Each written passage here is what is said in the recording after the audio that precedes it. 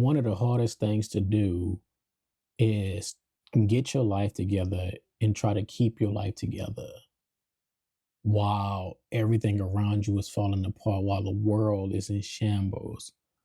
And one of the things you have to do in this situation is you have to control what you can and release what you can't. And that's hard for a lot of people, including myself, because we want everything to be right. We want everything to be essentially perfect. We don't want to struggle ourselves. We don't want to see other people struggling, going through hardship. And we want to control everything. And the hardest thing to do is to let go of that control. You hear me?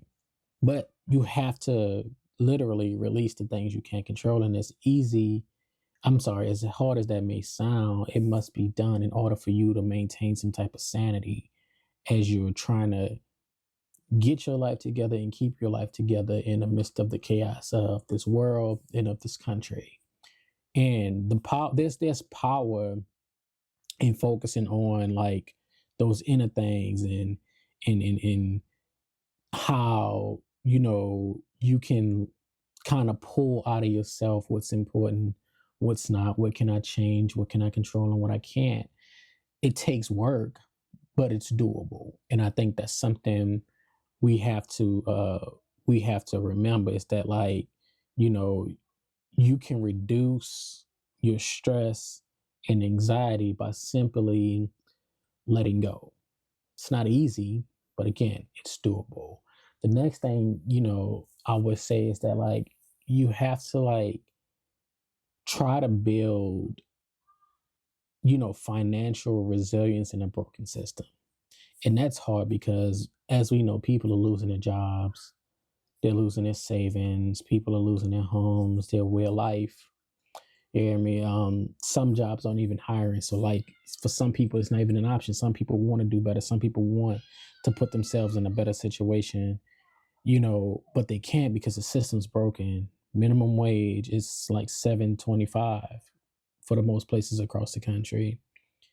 And it's just not livable. You hear me? So one of the things you have to do is you have to take practical steps, build budgets, side hustle, community support. And again, none of this is easy. You hear me? And it shouldn't be this hard. However, this is the reality that we are currently living in. Everybody can't budget. A lot of people don't have the extra expense to put $20 away every month, $100 away every month. But do what you can. Again, this isn't a one size fit all, but do what you can. Figure out a side hustle. You hear me? Maybe washing cars on a weekend for just your street, your neighborhood, $20, $30. Complete car wash on a Saturday. You can make you a couple extra $100. Redefine success is another thing you can do. Maybe your outlook on success was $500,000 plus house, big backyard, you know, fancy car, foreign car, or something like a Mercedes or BMW. You hear me? Maybe you redefine what success looks like and focus more on what's your current reality instead of chasing outdated thoughts and ideas. Yeah, because maybe that was your goal, and maybe it is still your goal. But focus on again the success that you have. That you have a place to live. You do have a car. It's reliable. You have some sort of income coming in as well as a side hustle. That's success, and it looks good on you. You have to tell yourself that hey, I may not have the mansion. I may not have the $300,000 car, but I do have a car. That's mine that I can use to get from point A to point B. You hear me? Think about that. Also, one of the things you're gonna need the most throughout this process and throughout this journey in life is, your mental. You gotta understand that mental health is a survival. It's not a luxury at all. You you can literally get through anything if this is solid and if this is right.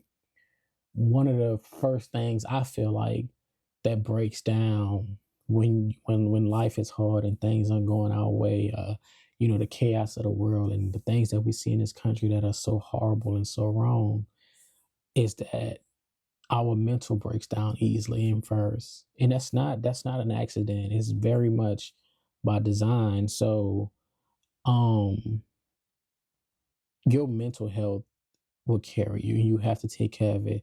Like, whether that be therapy, setting healthy emotional boundaries for what you watch, what you listen to, the people you follow on social media. Don't be afraid to get into therapy. Don't be afraid to talk to people about how you feel and about what's going on, because the worst thing you can do is keep it in and bottle it up and allow that stress to build up. Stress will take you out. You hear me? So you got to be mindful about that. You have to do for you what others can't, and that's protect your mental health, and you have to protect your peace.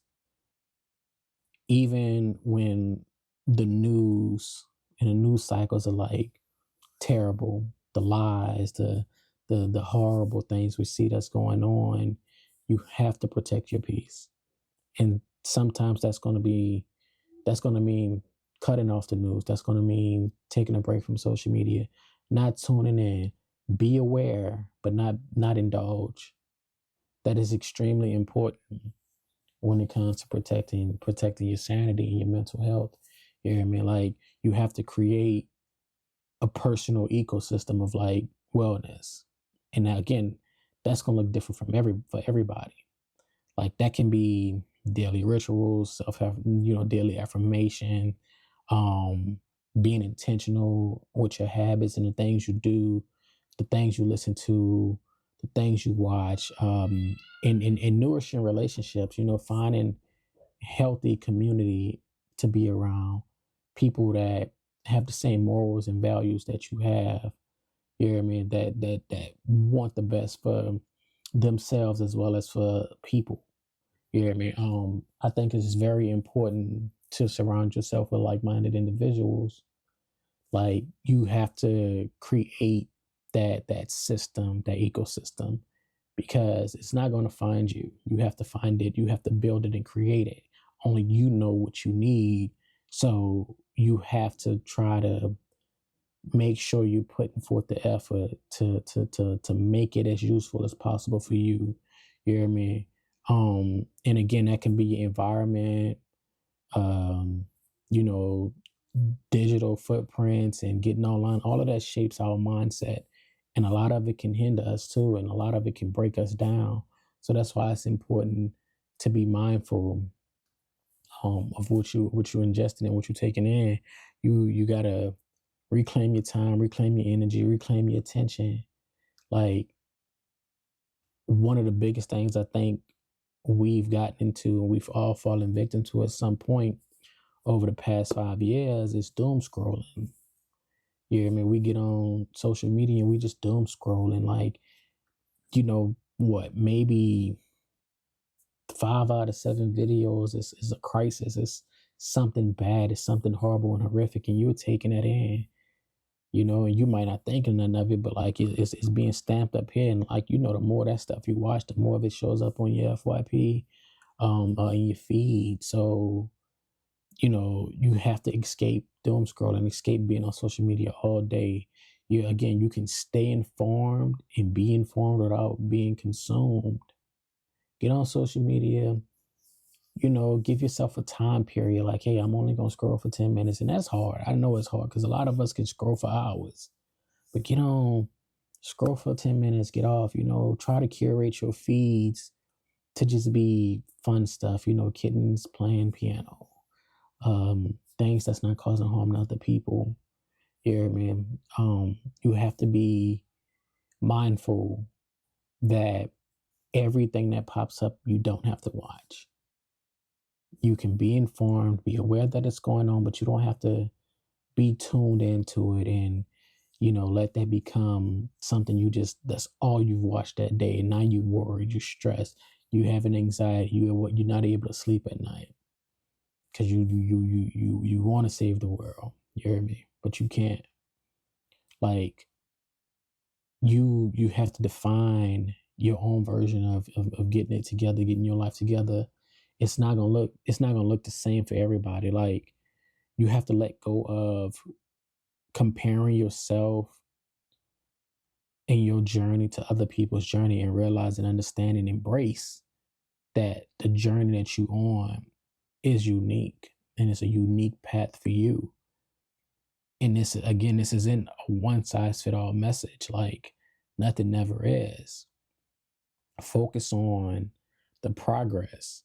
Like, and progress looks different for everybody, and you got to be okay with that. Don't compare your step one of getting your life together and trying to keep it together to somebody else's, because you're gonna look at somebody else and be like, oh man, it seemed like they just unbothered, and like they not dealing with nothing. Like, I got the weight of the world on my shoulders. Like, the world is in turmoil, and like they just living life like nothing is happening. And for some people, it's not happening to them.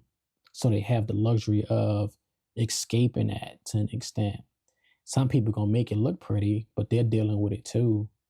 And that's why it's important not to get caught up in that comparison. Because again, you're gonna look at your situation, and you look at how the world and the community and this country and the stuff that they're doing is affecting you in such a negative way in your community and the people that you love.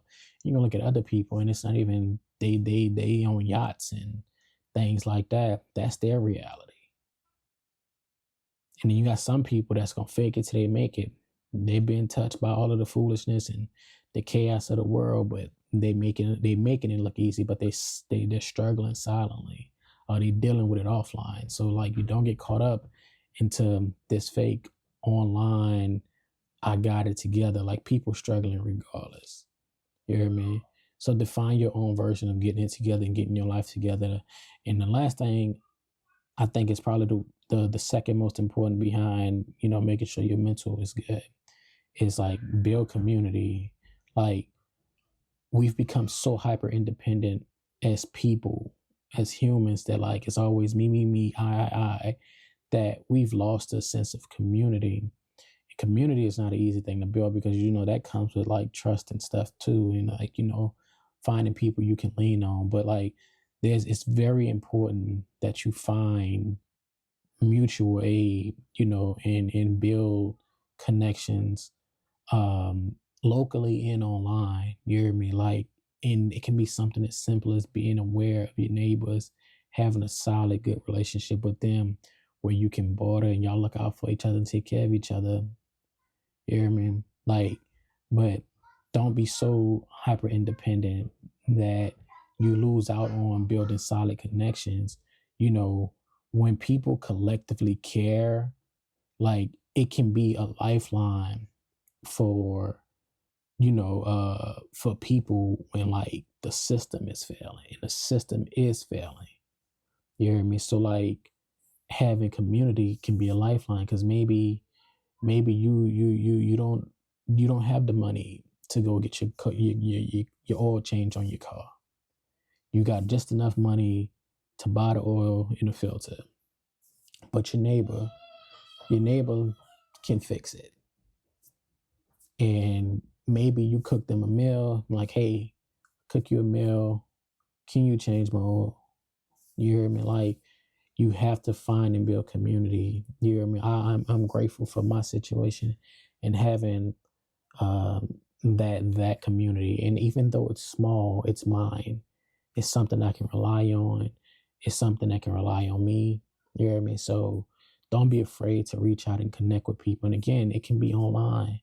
But when I say online, I mean beyond just text. I mean beyond just DMing. I mean, like, you can actually build a community. You have people uh, that you've met across social media. You can get their numbers and connect with them, and you can build community that way as well. But it is extremely important that you have people you can rely on, and people that can rely on you as well. So again, please try your best to stay grounded as you are trying to get your life together and or keep your life together in the midst of the mess that we're in this country. So I thank you for tuning in to another episode of A Quick Little Word podcast. I'm your boy Chris Wright. Be sure to comment, like, subscribe, share this with somebody who needs to hear it. Be sure to check out the description for everything. The book is linked, theclothingbrandfacients.com. Be sure to check that out. And until next time, peace, love, and happiness.